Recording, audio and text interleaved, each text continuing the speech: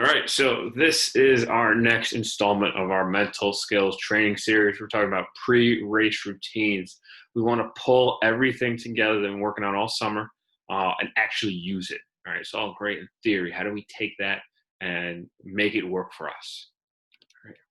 All right. So a recap so far. This is our seventh kind of presentation. The first one was the Varsity Boys, our vision and our values.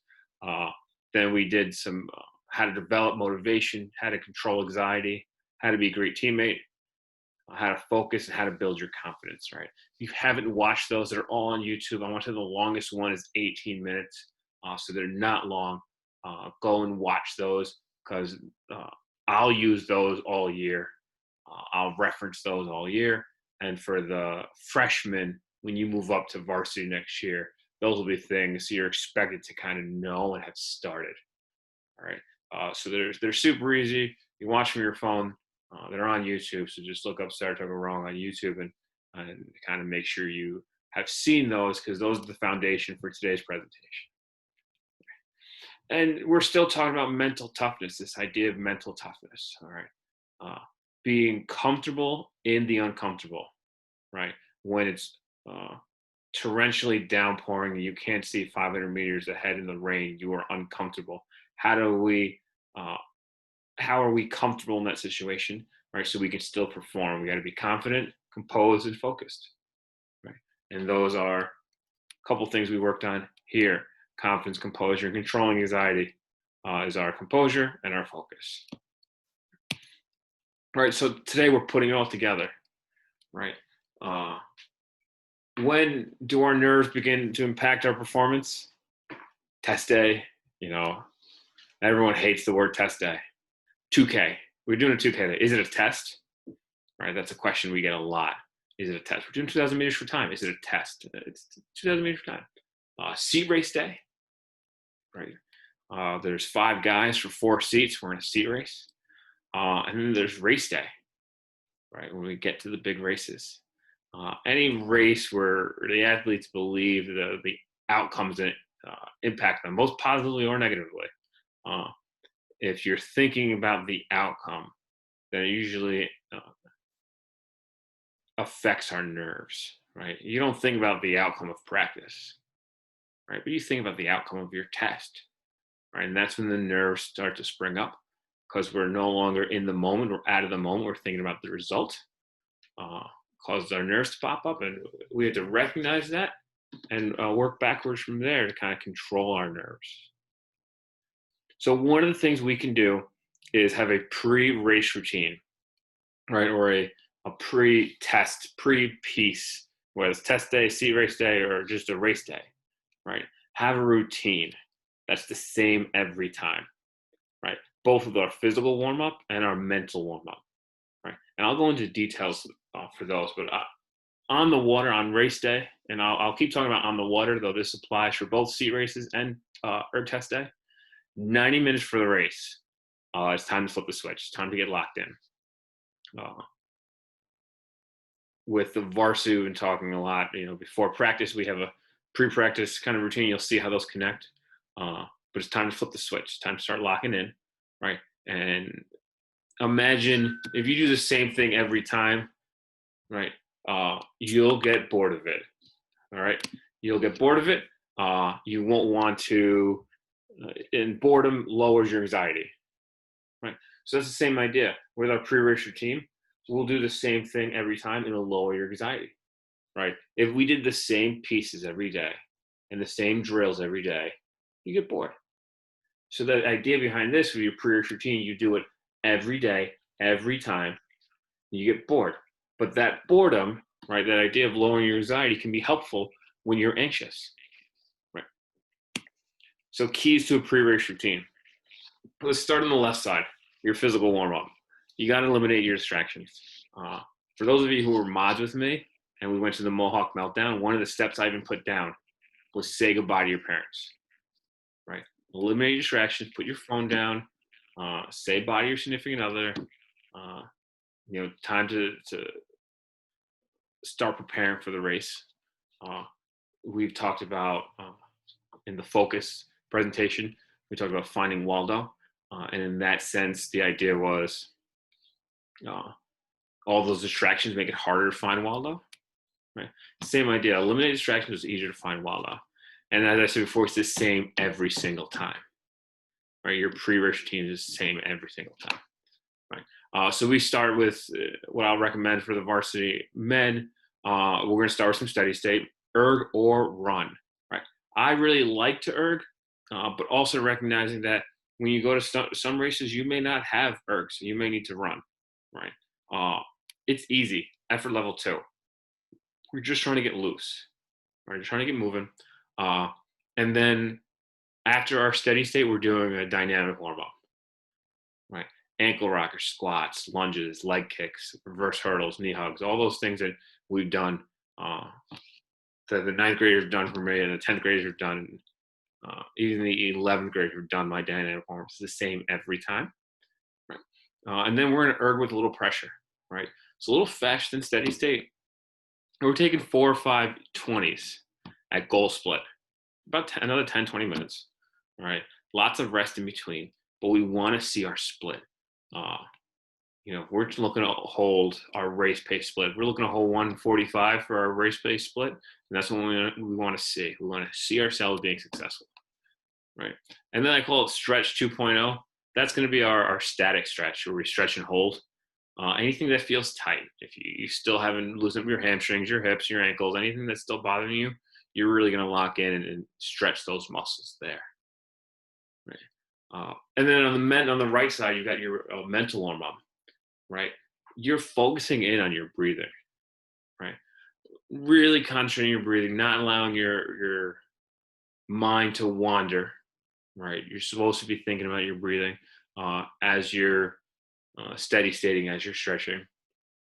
Right. Imagery and visualization, focusing on the process. And I'll talk a little bit more about our imagery and visualization. That'll be different for everyone. But how do you need to row in order to achieve your goal?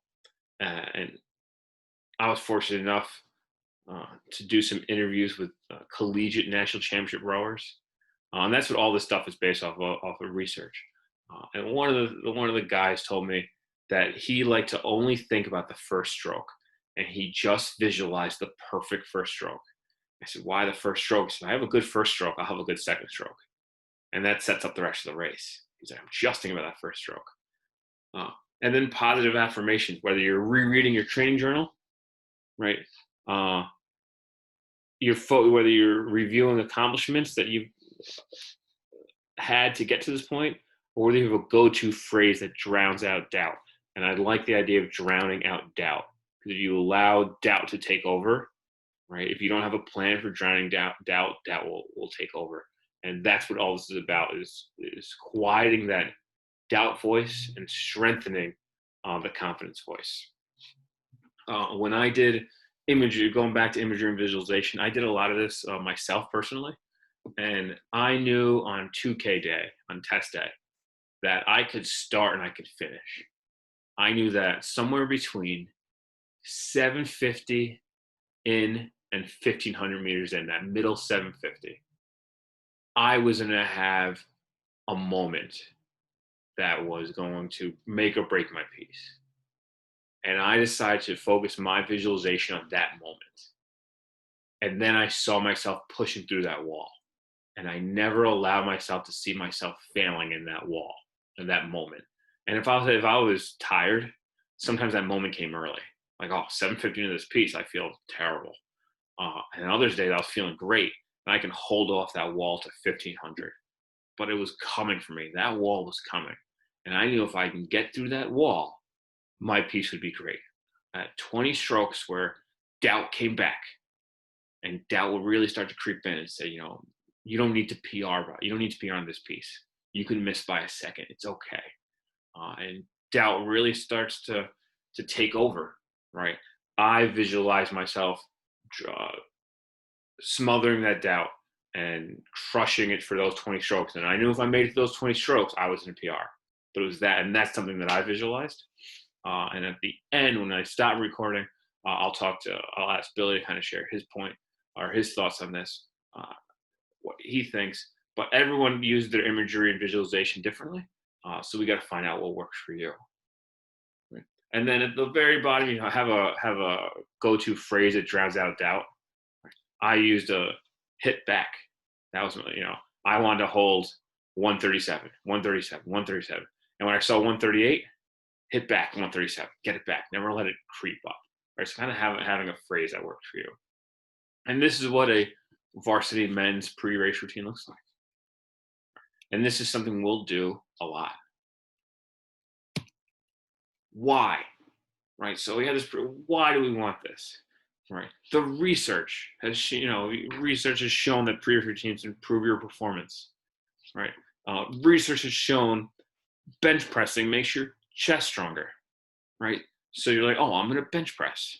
Right. So I have a stronger chest. Right. The same research has shown that these pre-race routines will make you row faster. Right. Number two, at the championship level, everyone's physically fit. Right. The difference isn't physical; it's mental. Right. All the other stuff uh, is a wash. Everything evens out. At the top of the game. Right. The difference is mental, not physical. And I expect to be at the top of the game. So I expect that we're gonna be at that level. So we got to prepare that we're to be ready for that, and that means preparing mentally. Uh, and lastly, because if we don't have a pre-race routine, we're just gonna wing it. That's doubt has a plan. Doubt doesn't pause, doesn't have questions. Doubt will take over and not think twice. Right. So we need to have just as strong a plan to overcome doubt. Right. And that's our pre-race routine. So how do we start this today? Right. Without any races coming up. Right. Without any races coming up. I know I'm not going to seat race for a while because we don't have any races coming up. And we can't work together. How do we get a test? How do we get a test piece? Right. So how do we practice? One, if you haven't started a training journal, you should. If you have, great.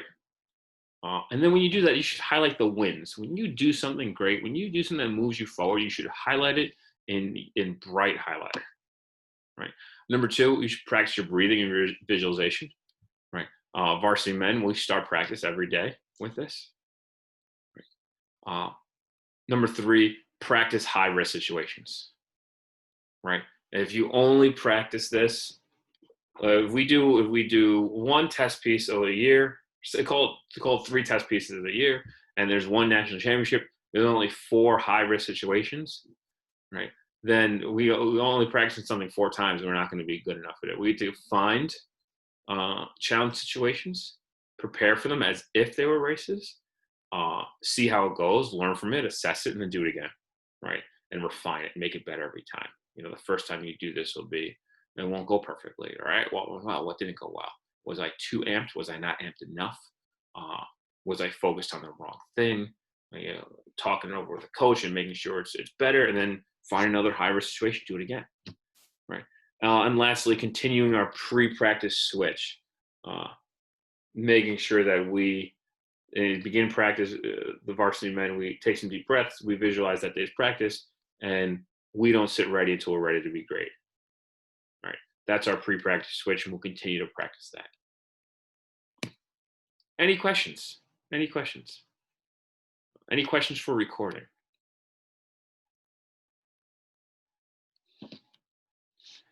Okay, I'm going to stop recording.